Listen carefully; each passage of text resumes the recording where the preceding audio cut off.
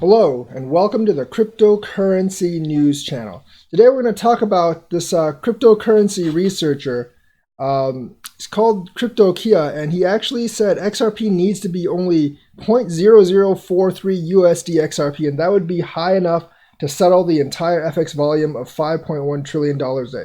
I disagree with this. I actually did a calculation like this before, and it came out to be like $20 or $30 instead of not 0.0043 cents. I did the same mathematical function, but I assumed things much differently than he did. So he has 5.1 trillion in FX volume in USD per day, 41 billion XRP in circulation, 3 seconds as the XRP settlement time, and max turnover XRP per day. He has something like 1 quadrillion XRP turnover a day, and then the USD XRP only needs to be 0.43 cents. Now, if you do that straight calculation with the entire supply, obviously it's going to be. Oh, by the way, there was a news article about this too on one of the crypto sites, and that's why it's brought up. Obviously, if you do that type of calculation straight through the full one, you obviously do get like less than half a cent needed for XRP price to settle 5.1 trillion, which is, I think people use that as the FX foreign exchange volume, SWIFT volume. The actual cross-border volume is actually a lot less. SWIFT actually said they did about $350 billion a day in cross-border remittances and payments. A lot of the others, a lot of the other SWIFT volume is actually within domestic borders because you can do domestic wires of SWIFT as well, and I've done several times before. But 5.1 trillion is the FX volume in for USD daily across the globe. And if you do the straight calculation, it's 0.0043. And he's assuming that the number one use case for XRP is a settlement currency, and that's what it should be used. However, this calculation is flawed in several ways. First of all, it assumes the entire circulating supply is available for settling. I actually I addressed that in my calculation in an earlier video, and of course I chose basically just 10% as the available supply of 10% of the available supply of XRP being used for circulation. The other 90% actually I had used for speculation, X-spring, whatever. So only 10% was to be used for settlement. Obviously, you have to multiply that 10. Now you get 4.3 cents. But there's other variables that he doesn't actually put in. So now you have 4.3 cents using only 4.1 billion XRP in circulation. Now, the way that RippleNet works is like, yes, you're not only doing like one exchange sending out to the other. Like all these exchanges are constantly working at the same time, so you wouldn't actually run out of XRP.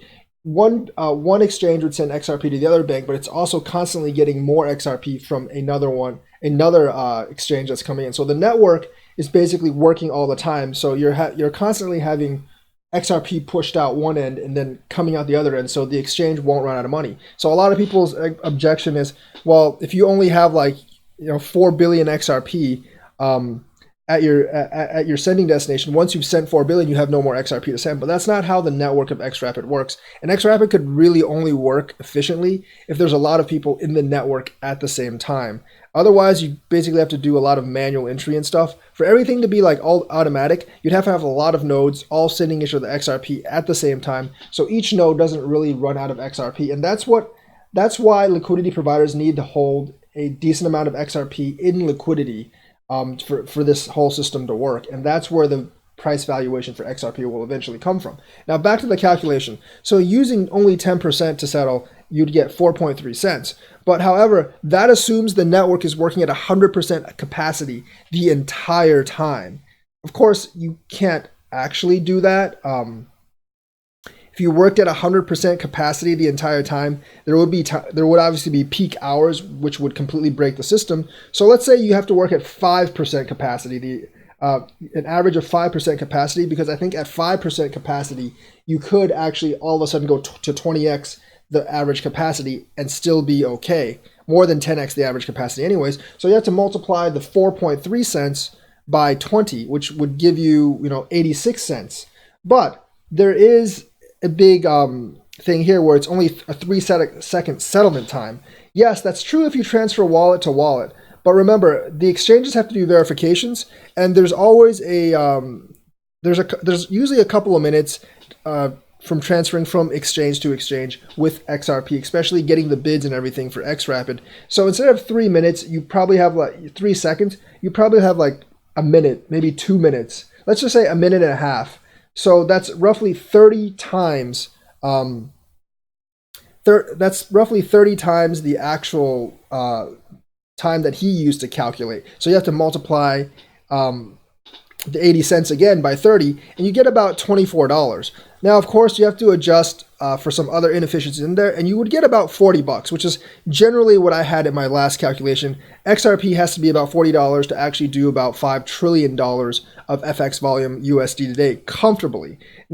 Because remember, the network can't actually be operating at 100% efficiency, because if it did, it would break down at some time as soon as you had peak hours. Operating at only 5% efficiency would give you enough leeway to actually do transactions all the time, and there wouldn't be really one time where it would just burst through.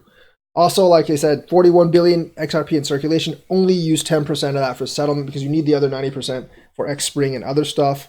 And obviously, you need to hold part of the 41 billion as liquidity among the exchanges.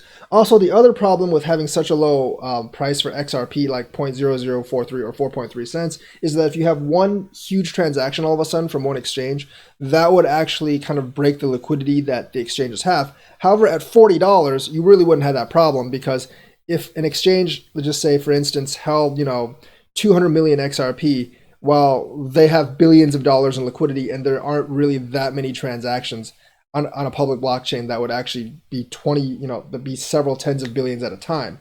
Usually, like the huge takeovers, they're usually transfers of stock, or they would probably want to handle it on a private network. Any kind of like public blockchain network, you're probably talking about mostly transactions in the thousands, tens of thousands, perhaps millions. So generally, if you actually do like a correct calculation, I believe, and you only include 10% of the circulating supply as settlement, you basically bump the time from 3 seconds to 1.5 minutes, because that's how much time you would need for the prices to get bid and asked on, and basically sending through the exchange through all the checks. I think it would take 1.5 minutes instead of 3 seconds. And generally, the max XRP turnover a day would not be, several quintillion or quadrillion. It would actually be much, much less. And you'd get around maybe like $24 XRP to actually handle 5.1 trillion in FX volume per day. Just because of XRP speed. Once again, you can't calculate how much XRP can transfer in a day based on Swift speeds, because that destroys that kind of nukes the purpose of using XRP in the first place. So you have to calculate how much XRP can transfer based on XRP speeds and a sufficient network where exchanges are both sending and receiving XRP at the same time. And you get about $24. I think you get $24, not 0.0043 cents for XRP to actually handle that much FX volume a day. And you still have the other 90% to handle, like Xspring and all that other stuff. And I would increase it to $40 a day.